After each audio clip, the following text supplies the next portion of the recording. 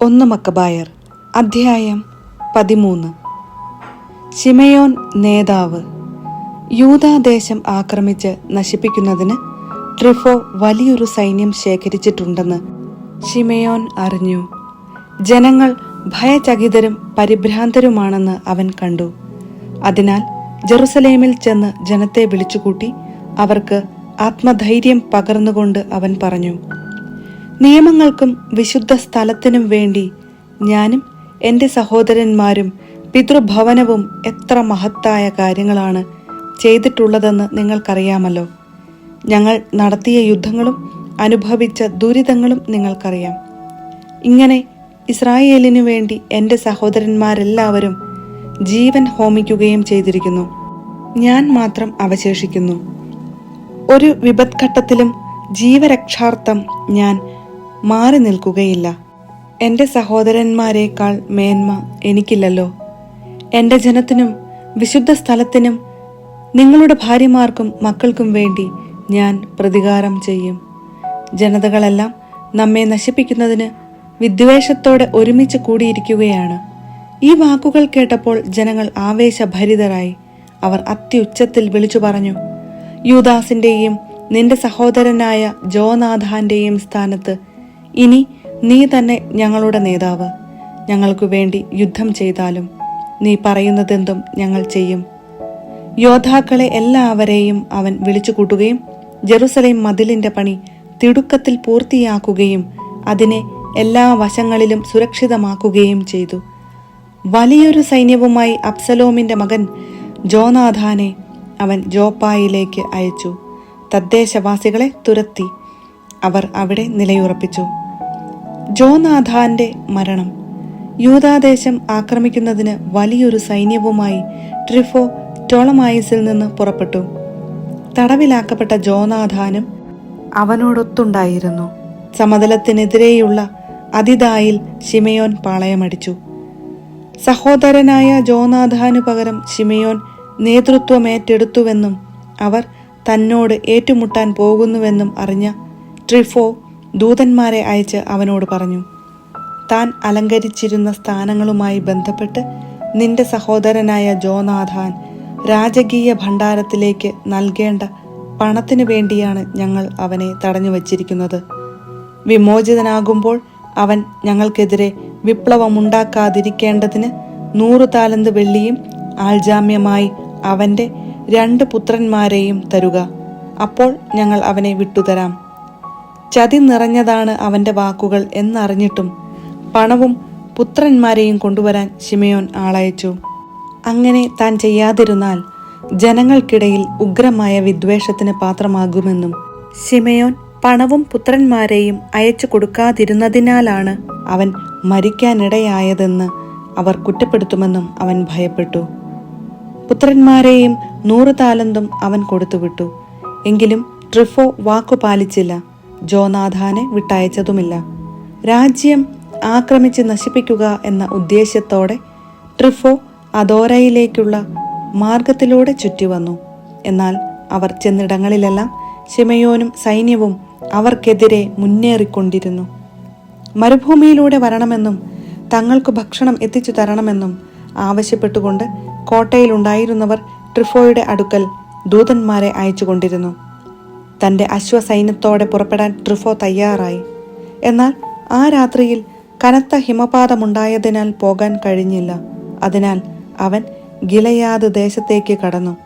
ബാസ്കാമായുടെ സമീപമെത്തിയപ്പോൾ അവൻ ജോനാഥാനെ വധിച്ച് അവിടെ സംസ്കരിച്ചു. ട്രിഫോ തിരിച്ച് സ്വന്തം നാട്ടിലേക്ക് മടങ്ങി. ശിമെയോൻ തന്റെ സഹോദരനായ ജോനാഥാന്റെ അസ്ഥികൾ എടുപ്പിച്ച് പിതാക്കന്മാരുടെ നഗരമായ മൊദയിനിൽ സംസ്കരിച്ചു. ഇസ്രായേൽ മുഴുവൻ അതിയായ ദുഃഖത്തോടെ അവനെ ചൊല്ലി വിലപിച്ചു. അനേക ദിവസം അവർ ദുഃഖം ആചരിച്ചു. ശിമെയോൻ തന്റെ പിതാവിന്റെയും സഹോദരന്മാരുടെയും ശവകുടീരങ്ങൾക്കുമേൽ ഒരു സ്മാരകം പണിതു. എല്ലാവർക്കും കാണത്തക്ക വിധം മിനുക്കിയ കല്ലുകൾ കൊണ്ട് അതിന്റെ മുൻപിൻഭാഗങ്ങൾ ഉയർത്തിപ്പണിതു. പിതാവിനും മാതാവിനും 4 സഹോദരർക്കുമായി പരസ്പരാഭിമുഖമായ 7 പിരമിഡുകൾ അവൻ സംവിധാനം ചെയ്തു. ചുറ്റും സ്തംഭങ്ങൾ നാട്ടുകയും സ്തംഭങ്ങളിന്മേൽ ശാശ്വത സ്മാരകമായി ആയുധ സാമഗ്രികളുടെ മാതൃക കൊത്തിവയ്ക്കുകയും ചെയ്തു. അവയോട് ചേർന്ന് സമുദ്രസഞ്ചാരികൾക്ക് കാണത്തക്ക വിധം കപ്പലുകളുടെ മാതൃകയും കൊത്തിവച്ചു. മൊദയനിൽ അവൻ പണി കഴിപ്പിച്ച ഈ ശവകുടീരം ഇന്നും നിലനിൽക്കുന്നു. ദമത്രിയൂസുമായി സഖ്യം. യുവരാജാവായ അന്തിയോക്കസിനെ ട്രിഫോ ചതിച്ചു കൊന്നു. അവന്റെ സ്ഥാനത്ത് ഏഷ്യയുടെ കിരീടമണിഞ്ഞ് അവൻ രാജാവായി. ദേശത്ത് വലിയ വിപത്ത് വരുത്തിവച്ചു. എന്നാൽ ശിമയോൻ യൂദയായിലെ ശക്തി ദുർഗങ്ങൾ പുനരുദ്ധരിക്കുകയും ചുറ്റും ഉയർന്ന ഗോപുരങ്ങളും വൻമതിലുകളും നിർമ്മിക്കുകയും വാതിലുകൾക്ക് ഓടാമ്പലുകൾ പിടിപ്പിക്കുകയും ചെയ്ത് അവയെ സുരക്ഷിതമാക്കി. ശക്തി ദുർഗങ്ങളിൽ ഭക്ഷണ പദാർത്ഥങ്ങളും സംഭരിച്ചു. അവൻ ഏതാനും പേരെ തിരഞ്ഞെടുത്ത് ദുരിതാശ്വാസ സഹായം അഭ്യർത്ഥിച്ചുകൊണ്ട് ദമത്രിയൂസിന്റെ അടുത്തേക്ക് അയച്ചു. എന്തുകൊണ്ടെന്നാൽ രാജ്യം കൊള്ളയടിക്കുക മാത്രമേ ട്രിഫോ ചെയ്തുള്ളൂ. അവരുടെ അഭ്യർത്ഥനയ്ക്ക് ദമത്രിയൂസ് രാജാവ് അനുകൂലമായ മറുപടി നൽകി. കത്ത് ഇപ്രകാരമായിരുന്നു: പ്രധാന പുരോഹിതനും രാജാക്കന്മാരുടെ മിത്രവുമായ ശിമയോനും ശ്രേഷ്ഠന്മാർക്കും യഹൂദജനത്തിനും ദമത്രിയൂസ് രാജാവിന്റെ അഭിവാദനം.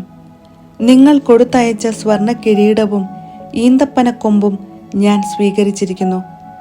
നിങ്ങളുമായി ശാശ്വത സമാധാനം സ്ഥാപിക്കാൻ വേണ്ടി കപ്പത്തിൽ നിന്ന് നിങ്ങൾക്ക് ഇളവ് നൽകേണ്ടതിന് ഞങ്ങളുടെ സേവകർക്ക് എഴുതാൻ ഞങ്ങൾ തയ്യാറാണ്. നിങ്ങൾക്ക് അനുവദിച്ചിട്ടുള്ള ആനുകൂല്യങ്ങളൊക്കെ പ്രാബല്യത്തിൽ തുടരും. നിങ്ങൾ നിർമ്മിച്ച ശക്തിദുർഗങ്ങൾ നിങ്ങളുടെ അധീനതയിൽ തന്നെ ഇരിക്കും. ഇന്നോളം ഉണ്ടായിട്ടുള്ള വീഴ്ചകളും അതിക്രമങ്ങളും ഞങ്ങൾ ക്ഷമിക്കുന്നു. നിങ്ങൾ നൽകേണ്ട കിരീട നികുതി ഞങ്ങൾ വേണ്ടെന്ന് വയ്ക്കുന്നു. ജെറുസലേമിൽ നിന്ന് പിരിച്ചിരുന്ന മറ്റു നികുതികൾ ഇനി പിരിക്കുന്നതല്ല. എൻ്റെ അംഗരക്ഷകരാകാൻ യോഗ്യതയുള്ളവർ നിങ്ങൾക്കിടയിൽ ഉണ്ടെങ്കിൽ അവരെ നിയമിക്കുന്നതാണ്. നാം തമ്മിൽ സമാധാനം നിലനിൽക്കട്ടെ. 170-ാം ആണ്ടിൽ വിജാതീയരുടെ നുകം ഇസ്രായേലിൽ നിന്ന് നീക്കം ചെയ്യപ്പെട്ടു. സമുന്നതനായ പ്രധാന പുരോഹിതനും യഹൂദരുടെ സേനാധിപനും നേതാവുമായ ശിമയോന്റെ 1-ാം ഭരണവർഷം എന്ന് അന്നു മുതൽ തങ്ങളുടെ പ്രമാണങ്ങളിലും കരാറുകളിലും അവർ എഴുതാൻ തുടങ്ങി. ഇസ്രായേലിന് സ്വാതന്ത്ര്യം. ശിമയോൻ ഗസറായ്ക്കെതിരെ പാളയമടിച്ച് അതിനെ വളഞ്ഞു. യന്ത്രമുട്ടിയുണ്ടാക്കി നഗരത്തിന്റെ മതിലുകൾ ഇടിച്ചു പൊളിച്ച് ഒരു ഗോപുരം കൈവശപ്പെടുത്തി. യന്ത്രമുട്ടിയോടൊപ്പം ഉണ്ടായിരുന്നവർ നഗരത്തിൽ കടന്നു. അവിടെ വലിയ സംഭ്രാന്തി ഉളവായി. നഗരവാസികൾ ഭാര്യമാരോടും കുട്ടികളോടുമൊപ്പം മതിലിന്മേൽ കയറി വസ്ത്രങ്ങൾ കീറി അത്യുച്ചത്തിൽ നിലവിളിച്ച് ശിമയോനോട് സമാധാനത്തിന് അപേക്ഷിച്ചു. ഞങ്ങളുടെ അകൃത്യങ്ങൾക്കനുസൃതമായല്ല, അങ്ങയുടെ കാരുണ്യത്തിനൊത്തവിധം ഞങ്ങളോട് പെരുമാറണമേ എന്ന് അഭ്യർത്ഥിച്ചു. ശിമയോൻ അവരുമായി ഒരു കരാറുണ്ടാക്കുകയും യുദ്ധം അവസാനിപ്പിക്കുകയും ചെയ്തു. എന്നാൽ നഗരത്തിൽ നിന്ന് അവൻ അവരെ പുറത്താക്കുകയും വിഗ്രഹങ്ങൾ പ്രതിഷ്ഠിച്ചിരുന്ന ഭവനങ്ങൾ ശുദ്ധീകരിക്കുകയും സ്തുതിഗീതങ്ങൾ ആലപിച്ചുകൊണ്ട് അതിൽ പ്രവേശിക്കുകയും ചെയ്തു. അവൻ അതിലെ അശുദ്ധികളൊക്കെ നീക്കി നിയമം പാലിക്കുന്നവരെ അവിടെ വസിപ്പിച്ചു. അതിൻ്റെ കോട്ടകൾ ബലപ്പെടുത്തുകയും തനിക്കായി അവിടെ ഒരു ഭവനം പണിയുകയും ചെയ്തു. ജെറുസലേമിലെ കോട്ടയിലുള്ളവർ ക്രയവിക്രയത്തിന് പുറത്തു പോകുന്നതോ അകത്തു കടക്കുന്നതോ നിരോധിച്ചിരുന്നു. തന്മൂലം അവർ വിശന്നു വലഞ്ഞു. അനേകർ പട്ടിണി മൂലം മരണമടഞ്ഞു. സമാധാനത്തിനായി ശിമയോനോട് അവർ കേണപേക്ഷിച്ചു. അവൻ അപ്രകാരം ചെയ്തു. എങ്കിലും അവിടെ നിന്ന് അവരെ ബഹിഷ്കരിക്കുകയും മാലിന്യങ്ങളിൽ നിന്ന് കോട്ടയെ ശുദ്ധമാക്കുകയും ചെയ്തു. 171-ാം ആണ്ട് 2-ാം മാസം 23-ാം ദിവസം യഹൂദർ സ്തുതിഗീതങ്ങൾ ആലപിച്ച് ഈന്തപ്പന കൊമ്പുകളേന്തി വീണ, കൈത്താളം, തന്ത്രിവാദ്യങ്ങൾ എന്നിവയുടെ അകമ്പടിയോടെ അതിൽ പ്രവേശിച്ചു. ഇസ്രായേലിന്റെ ഒരു മഹാശത്രു തകർക്കപ്പെടുകയും നീക്കം ചെയ്യപ്പെടുകയും ചെയ്തതുകൊണ്ടു തന്നെ എല്ലാ വർഷവും ആ ദിവസം ആഹ്ലാദപൂർവ്വം ആഘോഷിക്കണമെന്ന് ശിമയോൻ കൽപ്പിച്ചു. കോട്ടയ്ക്കെതിരെയുള്ള ദേവാലയഗിരിയുടെ മതിലുകൾ ബലപ്പെടുത്തി. അവനും സൈന്യവും അവിടെ താമസമാക്കി. തൻ്റെ മകൻ യോഹന്നാന് പ്രായപൂർത്തിയായി എന്നു കണ്ട് ശിമയോൻ അവനെ സർവ്വസൈന്യാധിപനാക്കി. അവൻ ഗസറായിൽ വാസമുറപ്പിച്ചു.